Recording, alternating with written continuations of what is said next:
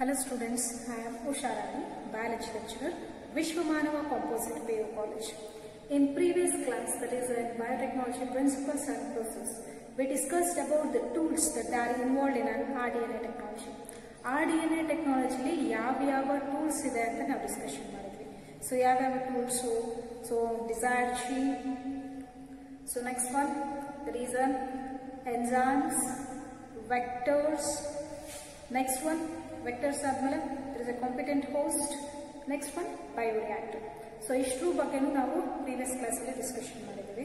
So ಇವತ್ತಿನ ಕ್ಲಾಸಲ್ಲಿ ನಾವು ಡಿಸ್ಕಸ್ ಮಾಡ್ತಿರೋದು ಪ್ರೋಸೆಸ್ ಅಂದರೆ ಸ್ಟೆಪ್ಸ್, ಪ್ರಿನ್ಸಿಪಲ್ಸ್ ಬಗ್ಗೆ, ಟೂಲ್ಸ್ ಬಗ್ಗೆ ನೋಡಿದ್ವಿ. ನೆಕ್ಸ್ಟ್ ಈಗ ಪ್ರೋಸೆಸ್ ಬಗ್ಗೆ ನೋಡ್ತಾ ಹೋಗ್ತೀವಿ. So process are the steps involved in recombinant DNA technology. What is meant by recombinant DNA technology? It is a hybrid DNA. It is a hybrid DNA that has been obtained. The hybrid DNA that has been obtained by the union of desired gene with the plasmid DNA. Desired DNA generated, desired gene or desired DNA with the plasmid DNA. Plasmid DNA generated. This is our plasmid. Last class. This is plasmid ಇದೆ. So ಈ plasmid ಗೆ restriction enzyme use ಮಾಡಿ cut ಮಾಡಿ ligase enzyme use ಮಾಡಿ ಹೊಸ gene ನ introduce ಮಾಡಿದ್ರಿ. Now this plasmid is called as, this DNA is called as recombinant DNA. R DNA ಅಂತ ಕರಿತೀವಿ ಅಥವಾ R plasmid ಅಂತ ಕರಿತೀವಿ. So this recombinant DNA with the desired gene is called as an rDNA. Recombinant DNA ಅಲ್ಲಿ desired gene ಇದೆ. Desired gene ನ plasmid DNA ಜೊತೆ combine ಮಾಡಿ ಬಂದಿರೋ hybrid DNA ಅಂತ ಕರೀತೀವಿ. The hybrid DNA that has been formed by the union of desired gene with the plasmid DNA. So that DNA is called as recombinant DNA. So what are the processes that are involved in rDNA technology? rDNA technology ಯಾವ process ಇದೆ? First, we need to isolate the desired gene from the organism. When the organism the desired gene extract ಮಾಡ್ತೀವಿ. By the help of restriction enzyme, the DNA has need to be cleaved and the plasmid need to be selected from the organism. By using ligase enzyme, those together have been joined. So now this R plasmid are introduced into host. They may be into a bacterial cell. In the bacterial cell, it was undergoing multiplication. Those microbes are transferred into bioreactor. In the bioreactor, the chemical reaction, the biological reaction, it takes place that to produce the biological products in the larger scale. So ನಾನು ಏನು ಒಂದು few lines ಅಲ್ಲಿ ಹೇಳಿದ್ದೀನಿ, ಇದಿಷ್ಟು concepts ಗಳನ್ನ ನಾವು steps ಅಲ್ಲಿ ಓದ್ತೀವಿ. ಫಸ್ಟ್ ಜೀನ್ ಎಕ್ಸ್ಟ್ರಾಕ್ಟ್ ಮಾಡ್ತೀವಿ, ರೆಸ್ಟ್ರಿಕ್ಷನ್ ಎಂಜೈಮ್ ಯೂಸ್ ಮಾಡಿ ಕಲೆಕ್ಟ್ ಮಾಡ್ಕೋತೀವಿ, ಪ್ಲಾಸ್ಮಿಡ್ ನ ಸೆಲೆಕ್ಟ್ ಮಾಡ್ತೀವಿ, ಪ್ಲಾಸ್ಮಿಡ್ ಮತ್ತೆ ಡಿಎನ್ಎ ನ ಕಂಬೈನ್ ಮಾಡ್ತೀರಾ, ಕಂಬೈನ್ ಮಾಡಿದ್ಮೇಲೆ ಬರೋ ಡಿಎನ್ಎ ನ rDNA, it is a recombinant DNA ಅಂತ ಕರಿತೀವಿ. So thus DNA are introduced into bacterial cell. In the bacterial cells must undergo for multiplication. So those are transferred ಮತ್ತೆ ಅದನ್ನ ಬಯೋರಿಯಾಕ್ಟರ್ ಗೆ ಕಳಿಸ್ತೀರಾ. ಬಯೋರಿಯಾಕ್ಟರ್ ಅಲ್ಲಿ ಪ್ರಾಡಕ್ಟ್ಸ್ ನಾವು ಎಕ್ಸ್ಟ್ರಾಕ್ಟ್ ಮಾಡ್ತೀವಿ. ಸೊ ಇಷ್ಟು ಸ್ಟೆಪ್ಸ್ ಗಳನ್ನ ನಾವು ಇದರೊಳಗಡೆ ಒಂದೊಂದನ್ನೇ ನೋಡ್ತಾ ಹೋಗ್ತಿದ್ದೀವಿ. ಸೊ rDNA ಅಂದ್ರೆ ಏನು? The hybrid DNA that has been obtained by the union of an foreign DNA with a plasmid DNA. So next ಬರ್ಕೋಣ steps or process involved in an rDNA technology. So first step, isolation of genetic material ಅಂತ ಬರ್ತಿದೆ. Isolation of genetic material. So the genetic material which is also called as DNA that has been extracted from the source. They may be from plants, animals, bacteria, and even it can be extracted from fungi. This is our previous class discussion kuda ಮಾಡಿದ್ವಿ. So by the process of centrifugation, the DNA has been extracted. So for to extract the DNA where it has been located. So this is a cell. So inside the cell it consisting of nucleus. In the nucleus it consisting of a genetic chromosomes. Over the chromosomes the DNA has been situated. So here, for to extract the DNA, we must must cleave the cell membrane, nuclear membrane. Not only DNA, it is a molecule that was present inside the cell. Along with it, it consisting of numerous biomolecules like RNA, proteins, polysaccharides and even lipids. ಇವೆಲ್ಲವೂ presence ಇರುತ್ತೆ, ಬರೀ DNA ಒಂದೇ ಇರಲ್ಲ, ಹೌದಲ್ವಾ? For to digest these, the specific enzymes need to be utilized. For to break down the cell membrane, nuclear membrane, we are utilizing the specific enzymes. For to extract the desired DNA from the plant cell, we are using a digestive enzyme called as cellulase. Because the cell wall it has been made up of cellulose. So cellulose na break down ಮಾಡಬೇಕು ಅಂದ್ರೆ cellulase enzyme ಬೇಕು. So cell wall breakdown, cell membrane, nuclear membrane, ಇಷ್ಟು break down ಆಯಿತು. But inside it consisting of RNA, proteins, lipids, polysaccharides. ಹಾಗಾಗಿ along with this RNAs, protease, lipase. So ಈ enzymes ಗಳನ್ನು ಕೂಡ use ಮಾಡಬೇಕು. ಯಾವುದು RNAs, protease, lipase. ಇವು ಒಳಗಡೆ ಹೋಗಿ ಏನು ಮಾಡುತ್ತೆ? ಲಿಪಿಡ್ಸ್ ಗಳನ್ನ, RNA ನ, ಪ್ರೋಟೀನ್ಸ್ ಎಲ್ಲ ಬ್ರೇಕ್ ಡೌನ್ ಮಾಡುತ್ತೆ. ಬಟ್ DNA ಮಾತ್ರ ಹಂಗೆ ಉಳ್ಕೊಳ್ಳುತ್ತೆ. This makes us to easily extract the DNA from the source. ಈಸಿಯಾಗಿ ನಾವು DNA ಎಕ್ಸ್ಟ್ರಾಕ್ಟ್ ಮಾಡಬಹುದು. So another one, animal. So animals ನಲ್ಲಿ ನಾವು ಸ್ಪೆಸಿಫಿಕ್ ಎನ್ಸೈಮ್ಸ್ ನ ಯೂಸ್ ಮಾಡಿ RNAs, protease, lipase ನ ಯೂಸ್ ಮಾಡ್ತೀವಿ. ಡೈಜೆಸ್ಟಿವ್ ಎನ್ಸೈಮ್ಸ್ ನ ಅವಶ್ಯಕತೆ ಯಾಕಿಲ್ಲ ಅಂತಂದ್ರೆ it is not bounded by any cell wall. Bacterial cells ಗೆ ಯೂಸ್ ಮಾಡ್ತೀವಿ lysozyme. For to break down the cell wall of bacterial cell, lysozyme need to be utilized. Along with that, RNA, protease, lipase kuda use ಮಾಡಬೇಕು. For fungi, chitinase enzyme use ಮಾಡ್ತೀವಿ. This is helpful for break down the cell wall that has been deposited with chitin. So chitinase ಇಂದ break down ಆಯಿತು cell membrane, nuclear membrane, ಅದ್ರ ಜೊತೆಗೆ RNAs, protease, lipase ಎಲ್ಲ ಹಾಕಿದ್ವಿ. So ಈಗ ಉಳಿದಿದ್ದೇನು? ಬರೀ DNA ಮಾತ್ರ. But DNA get precipitated. DNA get precipitated. Precipitate ಅಂದ್ರೆ thick form ಅಲ್ಲಿ ಕಾಣಿಸುತ್ತೆ. Precipitated when it added with chilled ethanol. So ಈಗ ಸೆಂಟ್ರಿಫಿಕೇಶನ್ ಅನ್ನೋ ಪ್ರೊಸೆಸ್ ಅನ್ನು ನಾವು ಹೇಳಿದ್ವಿ ಲಾಸ್ಟ್ ಕ್ಲಾಸ್ ಅಲ್ಲಿ. ಸೊ ಈ ತರ ಟ್ಯೂಬ್ ಇರುತ್ತೆ. ಸೊ ನಾವು ಪೆಸಲ್ ಅಂಡ್ ಮಾರ್ಟರ್ಸ್ ನ ಯೂಸ್ ಮಾಡಿಬಿಟ್ಟು ಟಿಶ್ಯೂಸ್ ಗಳನ್ನ ಗ್ರೈಂಡ್ ಮಾಡ್ತೀವಿ. ಸೆಂಟ್ರಿಫಿಕೇಶನ್ ಅಲ್ಲಿ ಆ ಮೆಟೀರಿಯಲ್ ನ ಸೆಂಟ್ರಿಫ್ಯೂಜ್ ಟ್ಯೂಬ್ಸ್ ಅಲ್ಲಿ ಮೆಟೀರಿಯಲ್ ನ ಹಾಕ್ತೀವಿ along with the digestive enzymes. So with rotation 4 minute ಅಲ್ಲಿ ಅದು ರೋಟೇಟ್ ಆಗಿಬಿಟ್ಟು it was resulting the pellet. ಕೆಳಗಡೆ ಪೆಲೆಟ್ ಇಟ್ಕೊಂಡ್ರೆ ಮೇಲ್ಗಡೆ ಸೂಪರ್ ನೆಟ್ ಅಂತ ಹೇಳ್ತಾರೆ.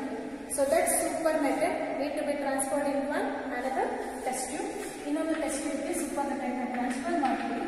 So when it has been added with the chilled ethanol where the DNA was appeared in the form of thread, cotton thread like structure. It can be removed by the help of a glass rod. Test tube ಅಲ್ಲಿ ನಾವು glass body ಇಟ್ಬಿಟ್ಟು DNA extract ಹೊರಗಡೆ ತೋರಿಸಬಹುದು. ನಾವು it has been confirm that the DNA has been isolated from the source ಅಂತ ಕರಿತೀವಿ. So this is the first step, isolation of genetic material ಅಂತ ಕರಿತೀವಿ. So it has been extracted from the specific digestive enzymes. ಇಷ್ಟನ್ನೇ ಒಂದೊಂದು ಮಾತಲ್ಲೂ ಕೇಳ್ತಾರೆ. ಮತ್ತೆ DNA get precipitated by adding and chilled ethanol ಬಗ್ಗೆನೂ ಕೇಳ್ತಾರೆ. ಸೊ ಇಷ್ಟು ಫಸ್ಟ್ ಸ್ಟೆಪ್. ಯಾವುದು? Isolation of recombinant DNA, isolation of an genetic material. So DNA ನ ಎಕ್ಸ್ಟ್ರಾಕ್ಟ್ ಹೆಂಗ್ ಮಾಡಿದೀವಿ ಅಂತ ನಮ್ಗೆಲ್ಲರೂ ಓದಾದಲ್ಪ. ಸೊ ನೆಕ್ಸ್ಟ್ ಸ್ಟೆಪ್ ನೋಡೋಣ. So second step, there is a cutting of DNA at specific location. So DNA need to be cleaved by the help of an enzyme. DNA cleave ಮಾಡಕ್ಕೆ help ಮಾಡುವಂತ enzyme ಅದು ನಮಗೆಲ್ಲರೂ ಗೊತ್ತಿದೆ. There is a restriction endonucleases ಅಂತ ಕರಿತೀವಿ. Restriction endonucleases helpful to cleave the double-stranded DNA. So here the DNA that has been extracted or isolated from the centrifugation process, so where it gets precipitated by adding methyl ethanol, that isolated or extracted purified DNA, it has been added with the restriction enzyme. ಅದೇ test tubes ಗಳಿಗೆ test tube ಅಲ್ಲಿ ಏನು ನಮಗೆ DNA so ಅದನ್ನ separate ತೆಗೆದುಬಿಟ್ಟು ಉಳಿದಿರೋ ಸೂಪರ್ ನೆಟೆಡ್ಗೆ so we are adding the restriction endonuclease. So this restriction endonucleases cleave the double-stranded DNA at specific location that was resulting the sticky ends. We got the sticky ends. So here the double-stranded DNA has been cleaved within the DNA. Endonuclease is cleaved within the DNA, where one of the strand at one location, another strand at another location, that was resulting in unequal ends called as a sticky ends. The commonly used restriction enzymes are EcoR1, DAMH1, HINT3 ಇವನ್ನ utilise ಮಾಡ್ತಾ ಹೋಗ್ತೀವಿ. So ಈಗ EcoR1 use ಮಾಡಿದ್ದಾರೆ ಅಲ್ವಾ. So by using EcoR1, the double-stranded DNA has been cleaved by the help of restriction endonucleases that was resulting in sticky ends. Sticky ends nothing but unequal end result ಆಯಿತು. So ಈಗ unequal end result ಆಗಿದೆ. ಈ unequal end ನ ಮತ್ತೆ ನಾವೇನ್ ಮಾಡಬೇಕು, ನಮ್ಮ ಹತ್ರ ಈಗ plasmid ತಗೋಬೇಕು. ಈಗ desired gene ready, desired gene with the sticky ends was ready. We need to that introduced into the plasmid, but transfer ಮಾಡೋದಕ್ಕಿಂತ ಮುಂಚೆ fragmented plasmids are separated by the help of agarose gel electrophoresis ಅಂತ ಕರಿತೀವಲ್ಲ ಆ step. Second first step ಅಲ್ಲಿ DNA extract ಆಯ್ತು. Second step ಅಲ್ಲಿ by the help of restriction endonucleases the DNA has been cleaved. So next step there is a gel electrophoresis. So the DNA fragment that has been cleaved by the help of restriction enzyme, it has been separated over by the help of agarose gel electrophoresis. Last class in a way agarose gel electrophoresis so inge ready ಮಾಡ್ತೀವಿ ಅಂತ ಕೂಡ ಹೇಳಿದ್ವಿ. So ಇಲ್ಲಿ wells ಇರುತ್ತೆ, the DNA fragment along with the ethidium bromide need to be added over the well. So where the DNA is a negatively charged particle, it moves towards the anode. Anode and DNA fragments move on. So when this gel has been exposed over the UV light, it was reflected with an bright orange color. Bright orange color reflections ಕೂಡ ಇದು ಕಾಣಿಸ್ಕೊಳ್ಳುತ್ತೆ. So ಈಗ ಈ agarose gel ಅಲ್ಲಿ fragmentation separate ಆಯಿತು, ನಮಗೆ ಈಗ DNA extract ಆಯಿತು ಅಂತ ಅರ್ಥ ಆಯಿತು. So the restriction enzyme that has been used to cleave the double-stranded DNA, the same restriction enzyme used to cleave the plasmid. ಅದೇ restriction enzyme ಯೂಸ್ ಮಾಡಿ plasmid ನ ಕ್ಲೀವ್ ಮಾಡ್ತೀವಿ.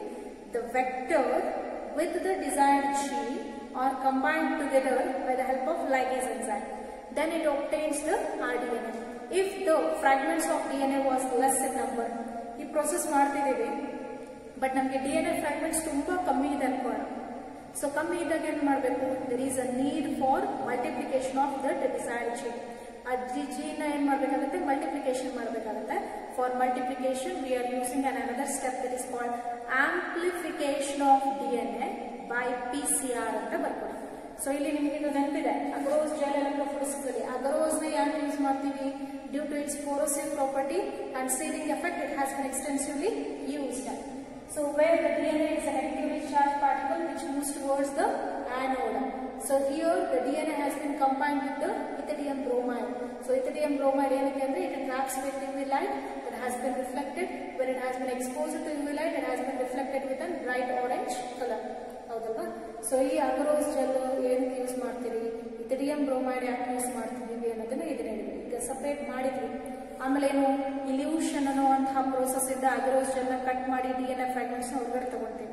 ಈಗ DNA ಫ್ರಾಗ್ಮೆಂಟ್ಸ್ ನಮ್ಮ ಹತ್ರ ಕಮ್ಮಿ ಇದೆ. ಕಮ್ಮಿ ಇರೋದಕ್ಕೆ ಏನ್ ಮಾಡಬೇಕು, ಮಲ್ಟಿಪ್ಲಿಕೇಶನ್ ಮಾಡಬೇಕು. ಮಲ್ಟಿಪ್ಲಿಕೇಶನ್ ನೆಕ್ಸ್ಟ್ ಸ್ಟೆಪ್ ಬರ್ಕೋಣ, PCR ಅಂತ. ಸೊ ನೆಕ್ಸ್ಟ್ ಇಲ್ಲಿ amplification of gene of interest by using PCR ಅಂತ ಬರುತ್ತೆ.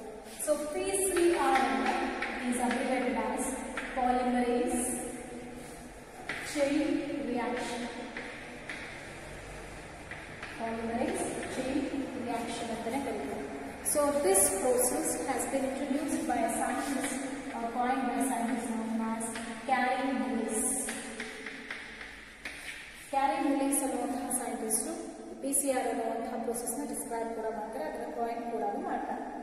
So PCR, what does the PCR stage for? It is a method helpful for making many copies of DNA, making many copies of DNA fragments. So ನಮ್ಗೆ ಯಾವಾಗ ಹೇಳಿದ್ವಿ DNA fragments ಕಮ್ಮಿ ಇದೆ. So ಕಮ್ಮಿ ಇದ್ದಾಗ ನಮ್ಗೆ ಅದನ್ನ ಮಲ್ಟಿಪಲ್ ಕಾಪೀಸ್ ಮಾಡೋ ಅವಶ್ಯಕತೆ ಇದೆ ಪ್ರೊಸೀಜರ್ ಮಾಡೋದಕ್ಕೋಸ್ಕರ. ಸೊ ಹಂಗಾಗಿ for to make a multiple copies of an desired gene or DNA, so we are utilising a technique called as PCR. So what are the requirements? PCR ಮಾಡಬೇಕಂದ್ರೆ ಏನೇ requirements? PCR ಅಂತ ಒಂದು instrument ಅಂತಾನೆ ಇರುತ್ತೆ, polymerase chain ರಿಯಾಕ್ಷನ್ಗೆ ಒಂದು machine ಇರುತ್ತೆ. So ಇಲ್ಲಿ same ಅದೇ ಇಕ್ವಿಪ್ಮೆಂಟ್ಸ್ ಯೂಸ್ ಮಾಡಿದ್ವಿ. ಇಲ್ಲಿ ಸೆಂಟ್ರಿಫ್ಯೂಜ್ ಟ್ಯೂಬ್ಸ್ ಅಲ್ಲಿ ಹೆಂಗಿರ್ತೀರ ಅಂದ್ರೆ PCR ಒಳಗಡೆ ಇಡೋಕ್ಕೂ ಕೂಡ ಟ್ಯೂಬ್ಸ್ ಇರುತ್ತೆ. ಅದರಲ್ಲಿ DNA ಫ್ರಾಗ್ಮೆಂಟ್ಸ್ ಗಳನ್ನ ತಗೊಂಡು ಎಷ್ಟು ಅಮೌಂಟ್ ಇರುತ್ತೋ ಅಷ್ಟು ಫ್ರಾಗ್ಮೆಂಟ್ಸ್ ತಗೊಳ್ತೀವಿ. DNA ಟೆಂಪ್ಲೇಟ್, DNA ಬೇಕು. DNA there is a desired gene ಅಂತಾನೆ ಕರೆಯೋಣ. Desired gene or gene of interest. So which gene is usually ನಾವು ಯಾವ್ದನ್ನ ಮಲ್ಟಿಪ್ಲಿಕೇಶನ್ ಮಾಡ್ತಿರೋದು? Gene of our interest. ಯಾವ್ದು ಬೇಕಾಗಿತ್ತು ಅದಂತಾನೆ. ಸೊ ಹಾಗಾಗಿ ನಮಗೆ ಬೇಕಾಗಿರುವಂತ requirements gene of interest, primers ಬೇಕು. ಏನಾದ್ರು ಸಿಂಥಸಿಸ್ ಸ್ಟಾರ್ಟ್ ಮಾಡಬೇಕು ಅಂದ್ರೆ ಸೊ ಲಾಸ್ಟ್ ಕ್ಲಾಸಸ್ ಅಲ್ಲಿ ಓದಿದ್ದೀವಿ, ಮಾಲಿಕ್ಯುಲರ್ ಬೇಸಿಸ್ ಆಫ್ ಇನ್ಹೆರಿಟೆನ್ಸ್ ಅಲ್ಲಿ ಪ್ರೈಮರ್ಸ್ ಇರುತ್ತೆ, RNA ಪ್ರೈಮರ್ಸ್ ಇರ್ತವೆ. That is helpful for increasing the length of nucleotides ಅಂತ ಕರೀತೀವಿ. Primers for to increase the length of the DNA polymerase enzyme. DNA polymerase enzyme. So ಇಲ್ಲಿ DNA polymerase particular polymerase enzyme ಯಾವ್ದಂದ್ರೆ TAC polymerase ಅಂತ ಕರೀತೀವಿ. TAC polymerase. TAC it stands for Thermus aquaticus. Thermus aquaticus. So it is a microbe. So that was present in a higher degree of temperature. ತುಂಬಾ degree of temperature ಅಲ್ಲಿ survive ಆಗುವಂತಹ ಒಂದು microbe ಅದು thermos ಅಕ್ವಾಟಿಕಸ್. ಆ microbe ಇಂದ tack polymerase ನ extract ಮಾಡ್ತೀವಿ. So Taq polymerase ಎಲ್ಲಿಂದ ಎಕ್ಸ್ಟ್ರಾಕ್ಟ್ ಮಾಡ್ತೀವಿ? ಥರ್ಮಸ್ ಅಕ್ವಾಟಿಕಸ್. ಯಾಕೆ ಅಂದ್ರೆ ಈ PCR ಅಲ್ಲಿ ನಾವು ಹೈಯರ್ ಡಿಗ್ರಿ ಆಫ್ ಟೆಂಪರೇಚರ್ ನ ಅಲ್ಲಿ ಸಪ್ಲೈ ಮಾಡೋದ್ರಿಂದ, ಸೊ ಇದು higher degree of temperatures they can withstand, ಅಲ್ಲಿ ವಿಥ್ಸ್ಟ್ಯಾಂಡ್ ಆಗಬೇಕು ಅನ್ನೋದಕ್ಕೋಸ್ಕರನೇ ಇದನ್ನ ಯುಟಿಲೈಸ್ ಮಾಡ್ತೀವಿ.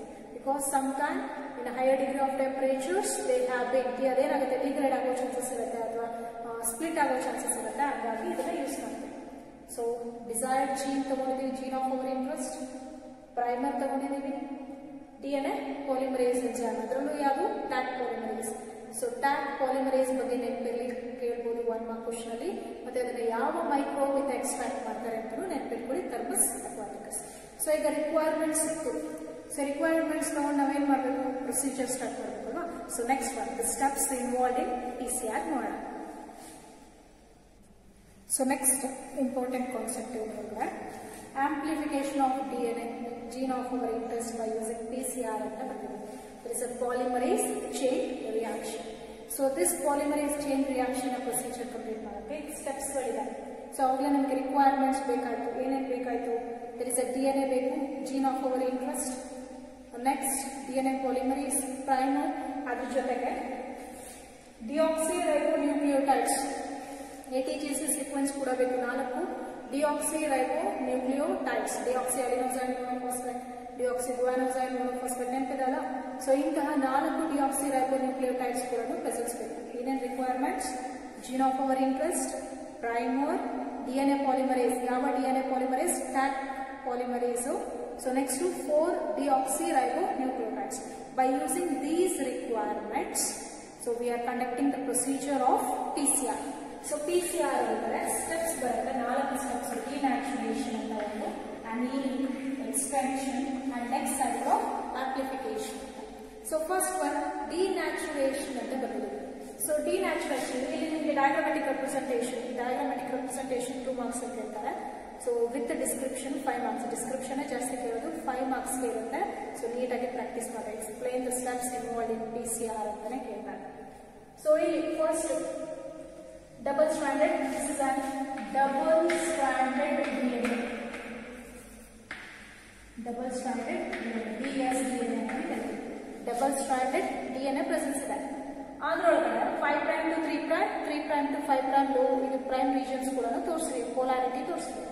ಸೊ ಅದಾದ್ಮೇಲೆ ರೀಜನ್ ಟು ಬಿ ಆಂಪ್ಲಿಫೈಡ್, ಅಷ್ಟರೊಳಗಡೆ ಯಾವುದು ಆಂಪ್ಲಿಫಿಕೇಶನ್ ಮಲ್ಟಿಪ್ಲಿಕೇಶನ್ ಬೇಕು ಅದನ್ನ ನಾವು ತೋರಿಸ್ತೀವಿ. Region to be amplified, that is region, gene of our interest.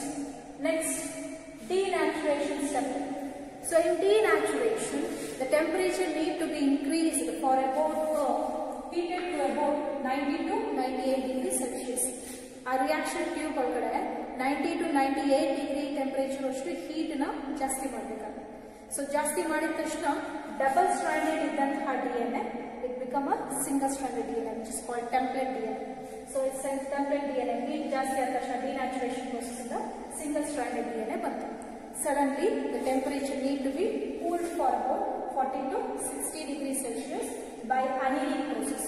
Annealing process ಅಲ್ಲಿ ಏನು ಮಾಡ್ತೀವಿ, ಟೆಂಪರೇಚರ್ ನ ಕಮ್ಮಿ ಮಾಡ್ತೀವಿ 40 to 60 ಡಿಗ್ರಿ ಸೆಲ್ಸಿಯಸ್. ಕಮ್ಮಿ ಮಾಡಿದ ತಕ್ಷಣ ಏನಾಗುತ್ತೆ, ಅನೀಲಿಂಗ್ ಅಂದ್ರೆ ಜಾಯಿನ್ ಆಗುತ್ತೆ ಪ್ರೋಸೆಸ್. ಏನ್ ಜಾಯಿನ್ ಆಗುತ್ತೆ, for the single standard DNA ದ ಪ್ರೈಮರ್ಸ್ ಬಂದಿರೋದು ಇವೇನು ವಿಶೇಷವಾಗಿ these are the primers add ಆಗುತ್ತೆ ಅಲ್ಲಿ ಬಂದು ಟೆಂಪರೇಚರ್ ಕಮ್ಮಿ ಆದ ತಕ್ಷಣ.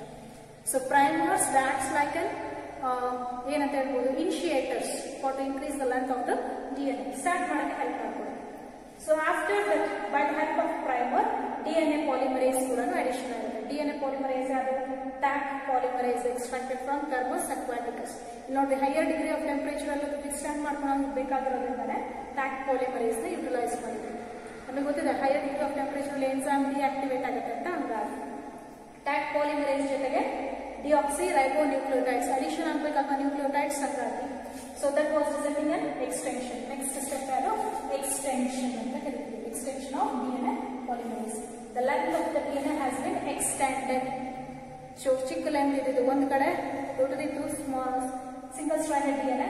So length of the DNA has been extended by the help of extension process by the addition of a DNA polymerase, that is a Taq polymerase and 4-deoxyribonucleotides. So length of the DNA extended. At the end of the cycle, from the one double-stranded DNA, we got a two double-stranded DNA. That is the product that has been obtained. One DNA ಇಂದ ನಮಗೆ ಎರಡು DNA ಅಂದ್ರೆ ಒಂದು double-stranded DNA ಇಂದ ಎರಡು double-stranded DNA obtain ಆಯ್ತು, ಒಂದು cycle complete ಆಗುತ್ತೆ. 20 to 30 cycles are enough to get a multiple copies of a desired gene. Even 1 billion times can also be done to get obtain this DNA desired genes. So that next of amplification, next cycle of amplification. ಇಲ್ಲಿ ಬಂತಲ್ವಾ ಎರಡು DNA ಬಂತು, ಎರಡು double standard DNA. Next first step start ಆಗುತ್ತೆ, ಮತ್ತೆ denaturation start ಆಗುತ್ತೆ. ಇಲ್ಲಿ next cycle of amplification ಅಲ್ಲಿ denaturation ಆದ ತಕ್ಷಣ again it was the two double stranded DNA become separated. Suddenly temperature need to be cooled by annealing mechanism where the primer get attached. ಆ primer attach ಆದ ತಕ್ಷಣ next DNA polymerase ಇಂದ length extend ಆಗುತ್ತೆ. From that ಈ ಎರಡರಿಂದ ಏನಾಯ್ತು, ಒಂದೊಂದರಿಂದ ಎರಡು ಅಂತಂದ್ರೆ 4 ಬರುತ್ತೆ for the end of an second cycle. ಅಂದ್ರೆ ಪ್ರತಿ cycle there is a doubling of an DNA fragments has been increased. Now we got a desired gene with multiple copies. Desired gene multiple copies ನಮಗೆ ಸಿಕ್ಕ ಮೇಲೆ ಏನ್ ಮಾಡ್ತೀವಿ ನಾವು, by the help of restriction enzyme ಅದನ್ನ cleave ಆಗಿತ್ತು ಹೌದಲ್ವಾ. So cleave ಮಾಡಿದಿರಿ by using ligase, by using the same restriction enzyme plasmids. The plasmids are extracted from the bacterial cell. ಆ ಪ್ಲಾಸ್ಮಿಡ್ಸ್ ಜೊತೆಗೆ ಲೈಗೇಸ್ ಎಂಜೈಮ್ ಯೂಸ್ ಮಾಡಿ ಜಾಯಿನ್ ಮಾಡ್ತಾರೆ. ಯಾವ ರೆಸ್ಟ್ರಿಕ್ಷನ್ ಎಂಜೈಮ್ ಯೂಸ್ ಮಾಡಿ ಡಿಸೈರ್ಡ್ ಜೀನ್ ನ ಕ್ಲೀವ್ ಮಾಡಿರ್ತೀವೋ ಅದೇ ರೆಸ್ಟ್ರಿಕ್ಷನ್ ಎಂಜೈಮ್ ಯೂಸ್ ಮಾಡಿ ಅದನ್ನ ಕ್ಲೀವ್ ಮಾಡಬೇಕು, ಪ್ಲಾಸ್ಮಿಡ್ ನ ಕ್ಲೀವ್ ಮಾಡಬೇಕು. Because to get a same ends that makes us to join together further ನಾವು ಅದನ್ನ ಜಾಯಿನ್ ಮಾಡಕ್ಕೆ ಈಸಿ ಆಗಿರುತ್ತೆ. ಲೈಗೇಸ್ ಎಂಜೈಮ್ ಯೂಸ್ ಮಾಡಿ ಜಾಯಿನ್ ಮಾಡಿದ್ವಿ. So now we got a vector. So now this vector need to be introduced into post. Next step ನೋಡೋಣ, step ಆಗುತ್ತೆ. So next, there is a insertion of rDNA into host ಅಂತ ಕರೀತೀವಿ. Insertion of rDNA into host is the next step. So where the rDNA that has been during the antibiotic resistant gene. So now this is a plasmid. By using this, see this is the plasmid. This is the desired gene. By using the same restriction enzyme, it needs to be cleaved together. ಒಂದೇ restriction enzyme use ಮಾಡಿ ಅವೆರಡನ್ನು cleave ಮಾಡಿದ್ವಿ. That was resulting the sticky ends. So ಈ end ನ ಇಲ್ಲಿ remove ಮಾಡಿರೋದು. So ಇಲ್ಲಿರುವಂತಹ desired gene ನ ನಾವು ಇಲ್ಲಿಗೆ ಟ್ರಾನ್ಸ್ಫರ್ ಮಾಡಿದ್ವಿ. Now this plasmid is called as R plasmid or rDNA. R plasmid or rDNA. So this rDNA it was bearing an antibiotic resistant gene. ಅವಾಗ ಈ ಕಡೆ ಇಂಟ್ರೊಡ್ಯೂಸ್ ಮಾಡಿದ್ದಾರೆ resistant gene. It was showing resistant for ampicillin, not for tetracycline. ಈಗ cultural media ಈ microbes ಗಳನ್ನ ಬೆಳೆಸಬೇಕು ಅಂತ ಅನ್ಕೊಂಡ್ವಿ ಅನ್ಕೊಳ್ಳೋಣ. ಸೊ ಈಗ ಹೇಳ್ಬೇಡ first. So this was showing resistant for ampicillin, not for tetracycline. ಅಕಸ್ಮಾತ್ ನಾನು ಇಲ್ಲಿ RDN ಹೊಸ ಜೀನ್ ಇಂಟ್ರೊಡ್ಯೂಸ್ ಮಾಡಿದ್ರೆ it was showing resistant for tetracycline, not for ampicillin. ಇದಾಗಲೇ ನಾವು ಡಿಸ್ಕಷನ್ ಮಾಡಿದ್ವಿ ಕೂಡ. ಸೊ ನಾವು RDNA bearing antibiotic resistant gene is transferred into E. coli bacteria. ಯಾವುದು ರೆಸಿಸ್ಟೆಂಟ್ ಪ್ರಾಪರ್ಟಿ ತೋರಿಸ್ತಿದ್ದಾರೆ RDNA ಅದನ್ನ ಯಾವ್ದ್ರೊಳಗಡೆ ಇಂಟ್ರೊಡ್ಯೂಸ್ ಮಾಡ್ತೀವಿ? E. coli bacterial cells by the methods called as microinjection, biolistic or electroporation. ಅವಾಗ ಹೇಳಿದ್ವಿ. So in the microinjection where this is a bacterial cell which consisting of genome DNA. Now it is not consisting any plasmid. ಈಗ plasmid ready ಇದೆ ನಮಗೆ. ಎಂತ plasmid? R plasmid. ಆ R plasmid ನ micro injection ಮೂಲಕ direct cytoplasm use ಮಾಡೋದಲ್ಲ micro injection. Or by using a gun where the DNA has been coated with the help of gold or tungsten, it has been shoot into the cytoplasm. Or by micro injection. Micro injection ಅವಾಗ ಹೇಳಿದೆ last class ಅಲ್ಲಿ ಹೇಳಿದೆ. So ಇಲ್ಲಿ bacterial cells plasmid ನ ತಗೊಂಡು suddenly temperature increase ಮಾಡೋಕ್ಕಿಂತ ಮುಂಚೆ cold calcium chloride solution ಹಾಕ್ತೀವಿ. Bivalent cation, that is a calcium, it results the pores over the cell wall of a bacterial cell. So through the pores, the bacterial plasmids get enters ಅಂತ ಕರೀತೀವಿ. So ಎಲೆಕ್ಟ್ರೋಪೋರೇಷನ್ common ಆಗಿ use ಆಗುವಂತಹ method ಯಾವ್ದಪ್ಪ ಇದರಲ್ಲಿ ಅಂದ್ರೆ ಎಲೆಕ್ಟ್ರೋಪೋರೇಷನ್ use ಮಾಡ್ತೀವಿ. So ನಾವು bacterial cells they consisting of an RDNA. That plant E. coli bacteria are multiplied with a vector. ಅದರೊಳಗಡೆ ವೆಕ್ಟರ್ ಇದೆ. ಸೊ ಈಗ ಡಿಸೈರ್ಡ್ ಜೀನ್ ನ ಮಲ್ಟಿಪ್ಲಿಕೇಶನ್ ಆಗಬೇಕಂದ್ರೆ ಆರ್ಗ್ಯಾನಿಸಮ್ಸ್ ಒಳಗೆ ಇಂಟ್ರೊಡ್ಯೂಸ್ ಮಾಡಬೇಕು. ಆರ್ಗ್ಯಾನಿಸಮ್ ನ ಡೈರೆಕ್ಟ್ ಇಂಟ್ರೊಡ್ಯೂಸ್ ಮಾಡೋಕ್ಕಾಗಲಿಲ್ಲ, ನಮಗೊಂದು ವೆಕ್ಟರ್ ಬೇಕಾಯ್ತು. ವೆಕ್ಟರ್ ಯಾವ್ದಾಗಿತ್ತು? ಪ್ಲಾಸ್ಮಿಡ್ ಆಗಿತ್ತು. ಪ್ಲಾಸ್ಮಿಡ್ ಒಳಗೆ ಜೀನ್ ಇಂಟ್ರೊಡ್ಯೂಸ್ ಮಾಡಿ ಆ plasmid with desired gene bacterial ಸೆಲ್ಸ್ಗೆ ಇಂಟ್ರೊಡ್ಯೂಸ್ ಮಾಡಿದ್ವಿ. ಸೊ ಈಗ ಒಂದೇ ಒಂದು ಬ್ಯಾಕ್ಟೀರಿಯಲ್ ಸೆಲ್, ಬಟ್ ಈ ಬ್ಯಾಕ್ಟೀರಿಯಲ್ ಸೆಲ್ಸ್ ಏನಾಗಬೇಕು? ಮಲ್ಟಿಪ್ಲಿಕೇಶನ್ ಆದ್ಮೇಲೆ ನಮಗೆ ಪ್ರಾಡಕ್ಟ್ಸ್ ಲಾರ್ಜರ್ ಸ್ಕೇಲ್ ಸಿಗುತ್ತೆ. ಸರಿನಾ? ಸೊ ನೆಕ್ಸ್ಟ್ ಸ್ಟೆಪ್ ನೋಡೋಣ. So next step obtaining the foreign gene product. Now the plasmids ನಾವು ಯಾಕೆ ಇಂಟ್ರೊಡ್ಯೂಸ್ ಮಾಡಿದೀವಿ? ಬ್ಯಾಕ್ಟೀರಿಯಲ್ ಸೆಲ್ಸ್ ಅಲ್ಲಿ ಇಂಟ್ರೊಡ್ಯೂಸ್ ಮಾಡಿದೀವಿ. So that bacterial cells are grown in an cultural media. Plate cultural plates ಅಲ್ಲಿ ಬೆಳೆಸ್ತೀವಿ. So that cultural media it consisting of an antibiotic resistant property. So ಯಾವ ಕಡೆ ನೀವು ಇಂಟ್ರೊಡ್ಯೂಸ್ ಮಾಡಿದ್ರಿ, ಫಾರ್ ಎಕ್ಸಾಂಪಲ್ ಟೆಟ್ರಾಸೈಕ್ಲಿನ್ ಕಡೆ introduce ಮಾಡಿರೋದ್ರಿಂದ it was showing resistant for ampicillin. ಅದೇ ampicillin ಕಡೆ ತೋರಿಸಿದ್ರೆ ಟೆಟ್ರಾಸೈಕ್ಲಿನ್ ರೆಸಿಸ್ಟೆಂಟ್ ಪ್ರಾಪರ್ಟಿ ತೋರಿಸ್ಕೊಂಡು ಆ ಮೈಕ್ರೋಬ್ ಸ್ಟಾರ್ಟ್ ಮಲ್ಟಿಪ್ಲೈ ಆಗಕ್ಕೆ ಶುರು ಆಗುತ್ತೆ. So under appropriate condition so the microbe starts multiplying by the process called as a replica plating technique. Replica plating technique or cultural plating technique ಅಂತ ಕರೀತೀವಿ. replica plating technique ಅಥವಾ cultural plating technique. Petri plating.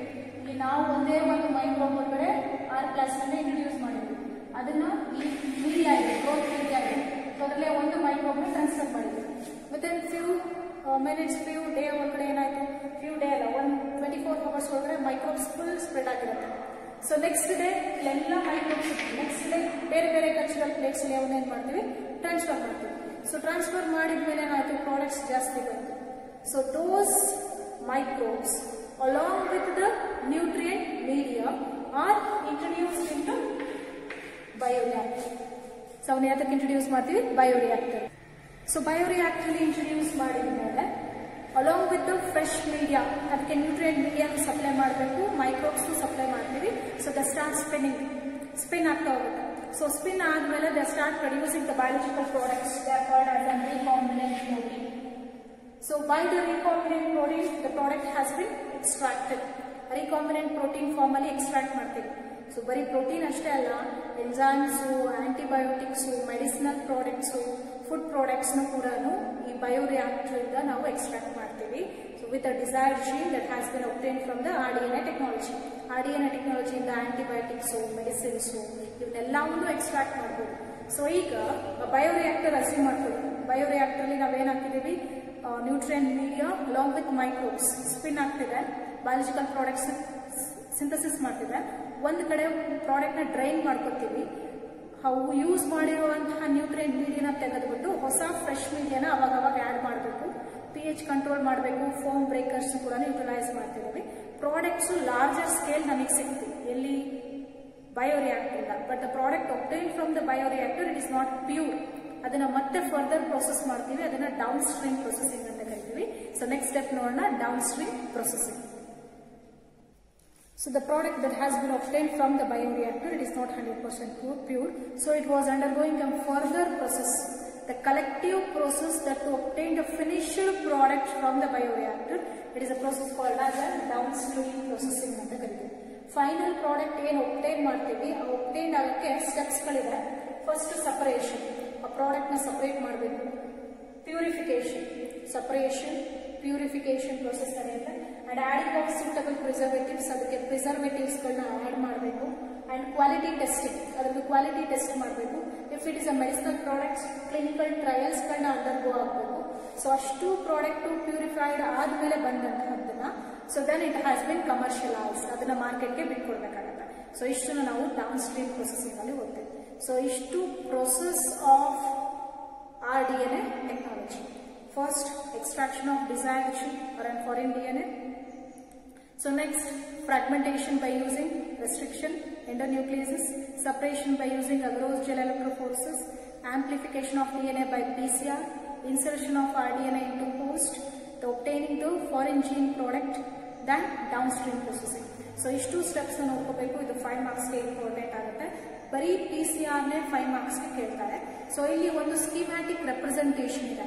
ನಾವು ಈ schematic representation ನೀವು ಓದ್ಬಿಟ್ರೆ ಇಡೀ chapter revise ಆಗುತ್ತೆ. ಆ schematic representation ಬರೀತೀನಿ, ಬರ್ಕೊಳ್ಳಿ.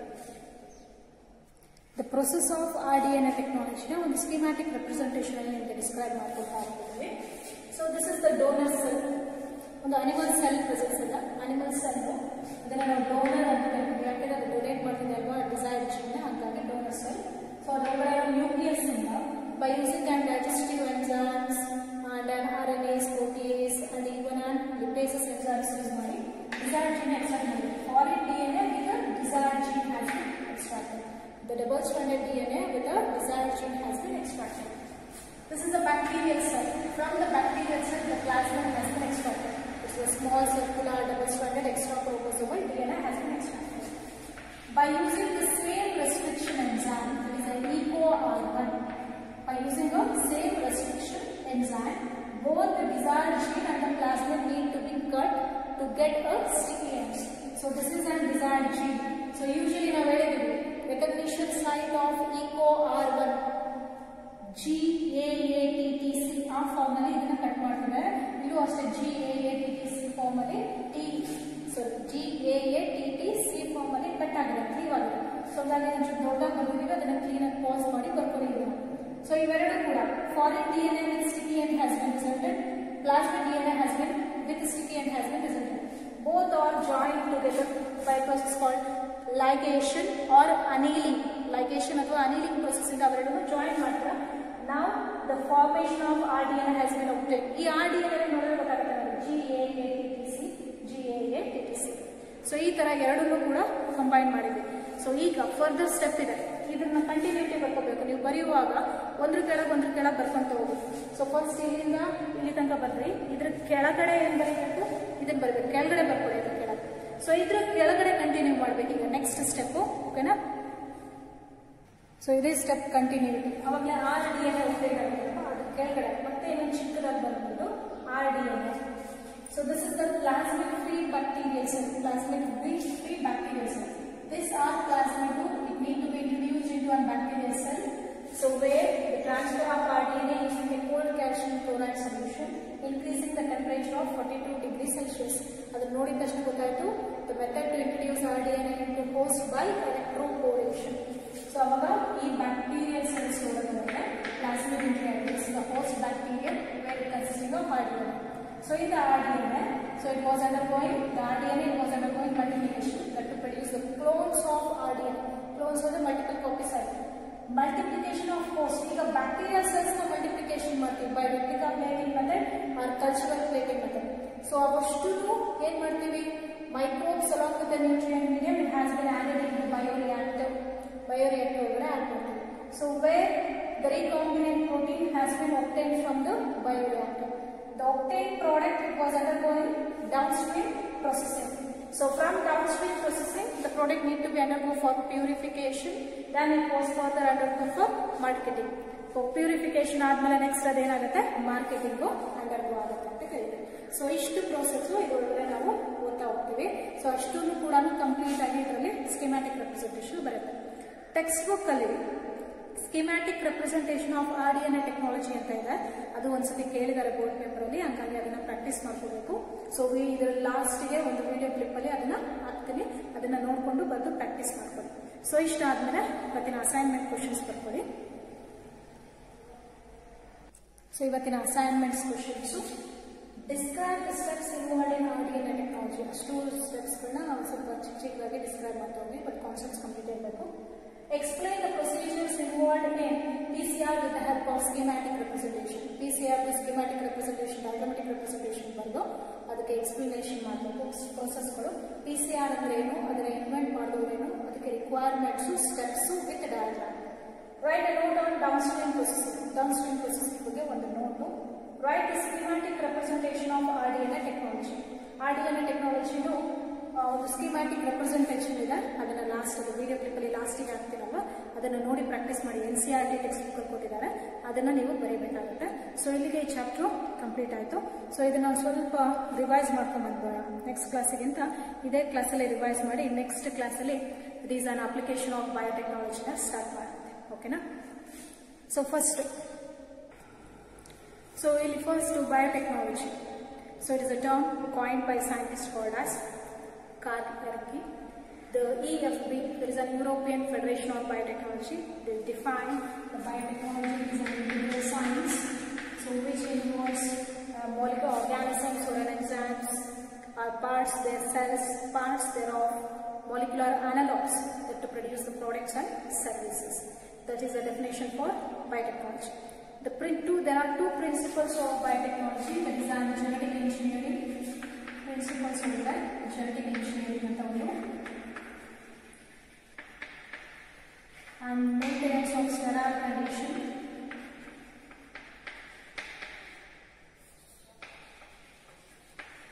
maintenance of sterile condition in chemical engineering.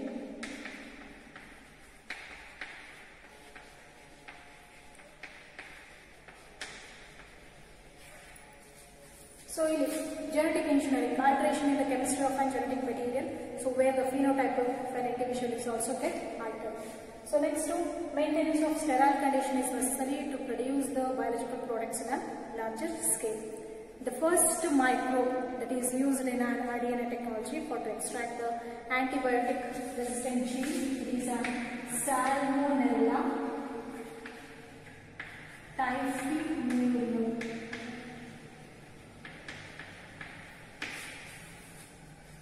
Stanley Cohen and Herbert Boyer, they first extracted the antibiotic resistant gene by the help of an restriction enzyme. The restriction enzyme helpful to cleave the double-stranded DNA at particular location, so they have been broadly classified in the nucleases.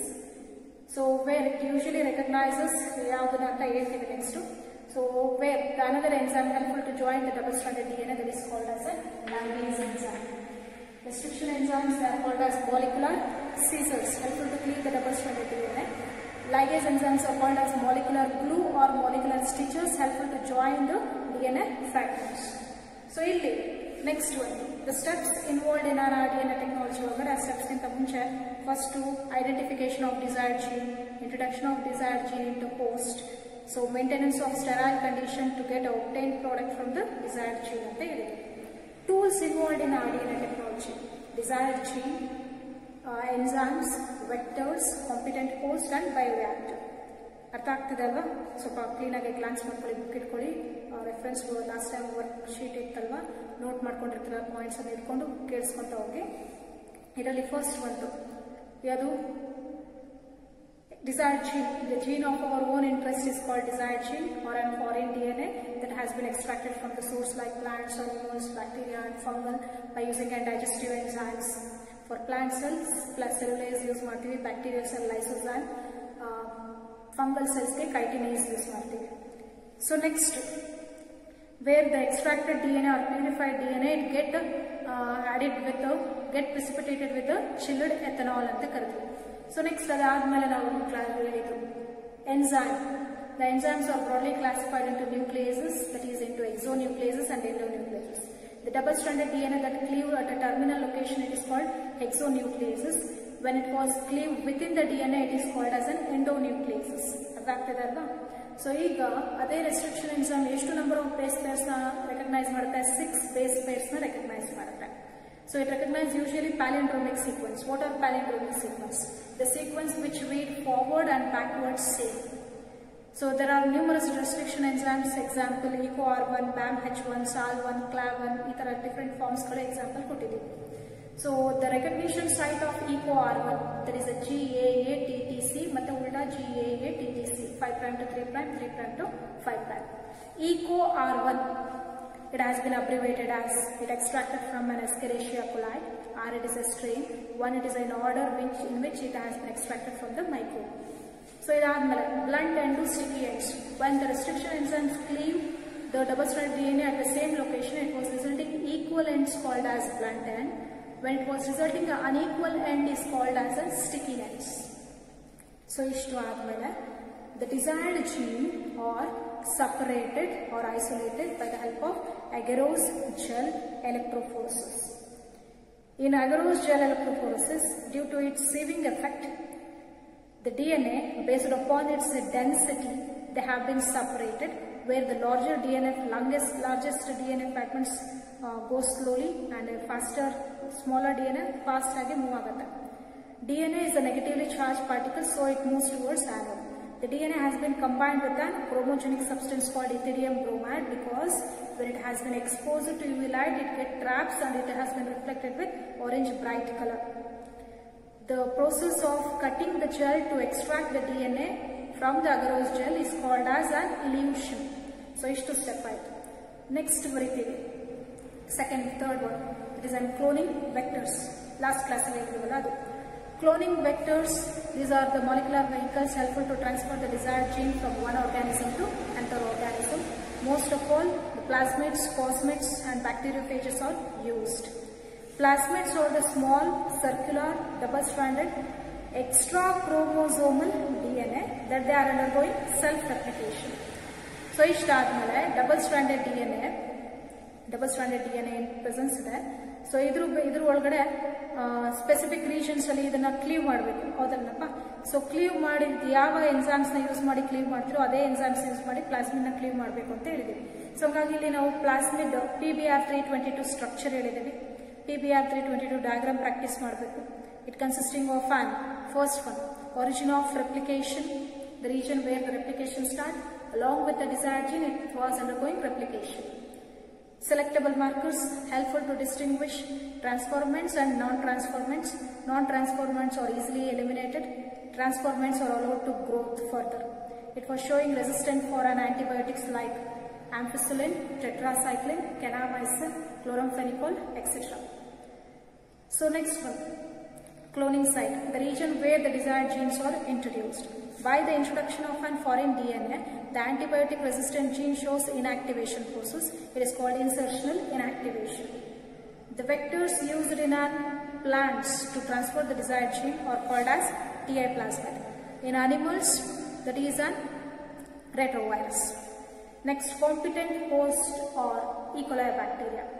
It only extensively used because so they can be easily grown, they undergo rapid multiplication, they are non-pathogenic, they are resistant to antibiotics. So they are consisting of different types of plasmids. Next, methods to introduce the RDNA into host. Electroporation, so marsadi helidivi. Biolistic, gun athwa gene gun, micro injection. So next one to micro injection admele, that is anti-sound pathogen methods to explanation helpirbeku.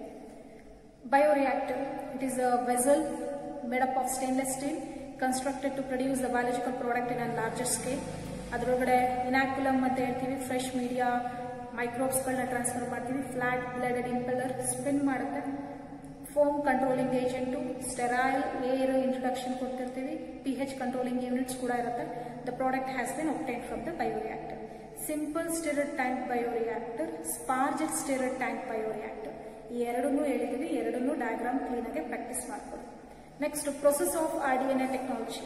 So process ಒಳಗಡೆ first the hybrid DNA that has been obtained from the union of an foreign DNA ಅಥವಾ desired gene with the plasmid DNA. Process ಅಲ್ಲಿ first extraction of DNA. So ಅವಾಗಲೇ ಹೇಳಿದ್ದೀವಿ extraction of DNA ಏನ್ ಮಾಡ್ತೀವಿ ಅಂತ, ಹೆಂಗ್ ಮಾಡ್ತೀವಿ ಅಂತ. Separation of DNA by agarose gel electrophoresis, PCR. ಇಲ್ಲಿ PCR main important. Polymerase chain reaction. It has been discovered by scientists called as Carey Mullis. It is helpful for making many copies of an desired gene. The requirements for PCR: desired gene, the gene of our interest, DNA polymerase, primer, 4-deoxyribonucleotide. Denaturation process ಅಲ್ಲಿ higher degree of temperature apply ಮಾಡಿದ ತಕ್ಷಣ double stranded DNA split ಆಗಿ single stranded DNA ಆಗುತ್ತೆ. Temperature cool ಮಾಡಿದ ತಕ್ಷಣ primers add ಆಗುತ್ತೆ. DNA polymerase, ಅದರಲ್ಲೂ TAC polymerase extracted from Thermus aquaticus. It is helpful to extend the length of the DNA. ಒಂದು cycle ಅಲ್ಲಿ ಒಂದು ಡಬಲ್ ಸ್ಟ್ರಾಂಡೆಡ್ DNA ಇಂದ ಎರಡು ಡಬಲ್ ಸ್ಟ್ರಾಂಡೆಡ್ DNA ಬಂತು. ಸೊ ಎರಡು 20 to 30 ಸೈಕಲ್ಸ್ ಒಳಗಡೆ many number of multiple copies ಬರುತ್ತೆ. Even billion numbers of copies extract ಮಾಡಬಹುದು. ಸೊ ಅದರಲ್ಲಿ denaturation, annealing, extension, next cycle of amplification, ಇಷ್ಟು ಪ್ರೋಸೆಸ್ ಹೇಳ್ತೀವಿ. Introduction of RDNA interposed by microinjection, bioelastic, gene gun method, so or electroporation. So next, the foreign gene product has been obtained by the replica plating methods. ಆದ್ಮೇಲೆ ಅದರಲ್ಲಿ bioreactor ಇಂದ product extract ಮಾಡ್ತೀವಿ. Next ಬಂದು that is and down streaming process ಅಲ್ಲಿ purification, separation, purification, so and adding of preservatives, quality testing, and it has been extracted. So ಇಷ್ಟು ಇದರೊಳಗಡೆ ಹೇಳ್ತಾ ಹೋಗ್ತೀವಿ.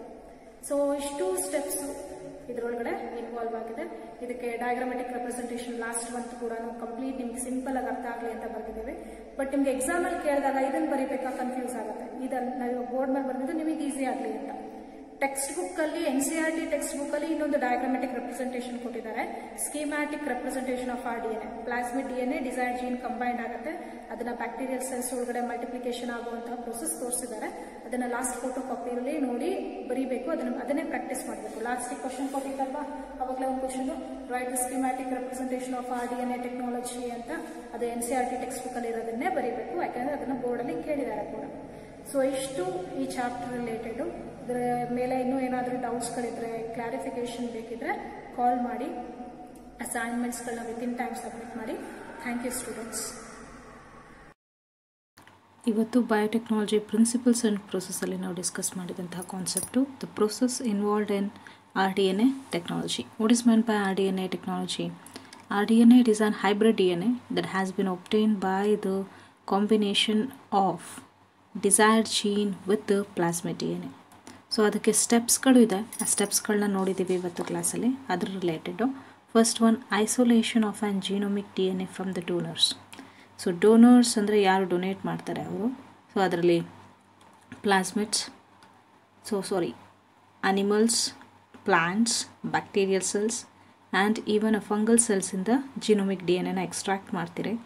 ಸೊ ಎಕ್ಸ್ಟ್ರಾಕ್ಟ್ ಆಗಿರುವಂತಹ DNA ಎಕ್ಸ್ಟ್ರಾಕ್ಷನ್ ಪ್ರೊಸೀಜರ್ ಈ ಥರ ಇರುತ್ತೆ. So cells or lyes reusing and detergents that disputes the plasma membrane. So plasma membrane destroy admele protease destroys the cell contents or treated with protease to destroy proteins, RNAs to destroy the RNA. The cell debris is pellet in a centrifuge. Centrifuge alli adana separate ಮಾಡ್ತೀವಿ. Supernatant containing the DNA is transferred to a clean tube. Supernatant ಅಷ್ಟೇ ಒಂದು clean tube transfer ಮಾಡ್ತೀರಿ. So where DNA is precipitated with ethanol, that is a chilled ethanol, it forms a viscous strand that can spooled on the glass rod. ಈ glass rod ಅಲ್ಲಿ ನಮಗೆ ಏನು ಕಾಣಿಸ್ತಿದೆ, that is a DNA ಅಂತ ಹೇಳ್ಬೋದು. This is a process how the DNA has been extracted. After the extraction of DNA, it has been fragmented by using the help of molecular scissors like restriction enzymes use ಮಾಡಿ DNA strandsನ cleave ಮಾಡ್ತೀವಿ. that was resulting the sticky ends. So ಇಲ್ಲಿ ಕಾಣಿಸ್ತದೆ, this is the DNA. This is the plasmid. By using the restriction enzyme, the DNA and plasmid have been cleaved together. The DNA strands are separated by the help of agarose gel electrophoresis. So electrophoresis to detect the progression of restriction enzyme. After that, the desired gene is ligated with the plasmid. So ಈಗ DNA strand ನಮ್ಮ ಹತ್ರ ಕಮ್ಮಿ ಇದೆ ಅಂದಾಗ ಏನು ಮಾಡ್ತೀವಿ, amplification ಮಾಡ್ತೀವಿ. Amplification is a process which involves making multiple copies of desired gene by a technique called as PCR, that is abbreviated as polymerase chain reaction, so described by Kary Mullis.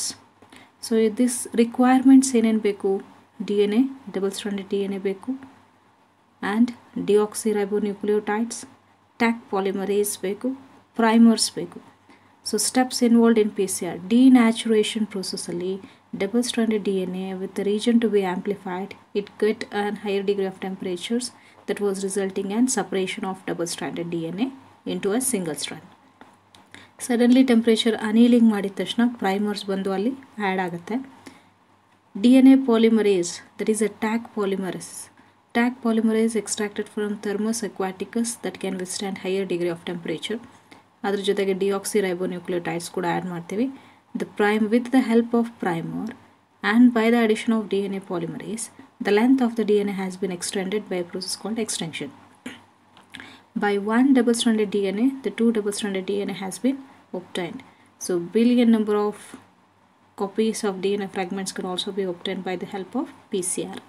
So PCR ಆದಮೇಲೆ next screening, ಅದಕ್ಕಿಂತ ಮುಂಚೆ screening the fragments of desired ಜೀನ್ನ screening ಮಾಡ್ತೀವಿ by agarose gel electrophoresis. Insertion the fragments with the desired gene in a cloning vector. ಅವಾಗಲೇ ತೋರಿಸಿದ್ವಿ desired ಜೀನ್ನ cloning vector, that is a plasmid ಜೊತೆಗೆ insert ಮಾಡ್ತಿದ್ದೇವೆ. Insertion ಆದಮೇಲೆ introduction of an recombinant DNA into the vectors into a competent host. Cells ಒಳಗಡೆಗೆ ವೆಕ್ಟರ್ಸ್ನ use ಮಾಡಿ ಅದನ್ನು ಟ್ರಾನ್ಸ್ಫರ್ ಮಾಡ್ತೀವಿ. ಸೊ ವೆಕ್ಟರ್ಸ್ ಇದರಲ್ಲಿ ಟೆಕ್ನಿಕ್ ಯಾಕೆ ಕಾಣಿಸ್ತಿದೆ, micro injection. So where the desired gene it has been directly introduced into the nucleus of the cell, or by electroporation ಮಾಡ್ಬೋದು, or biolistic gun use ಮಾಡ್ಬೋದು, or disarmed pathogen use ಮಾಡ್ಬೋದು. After the transformation of R DNA into host, it has been culturing the cell. Culturing these cells to obtain a multiple copies of clone with the desired gene DNA fragments.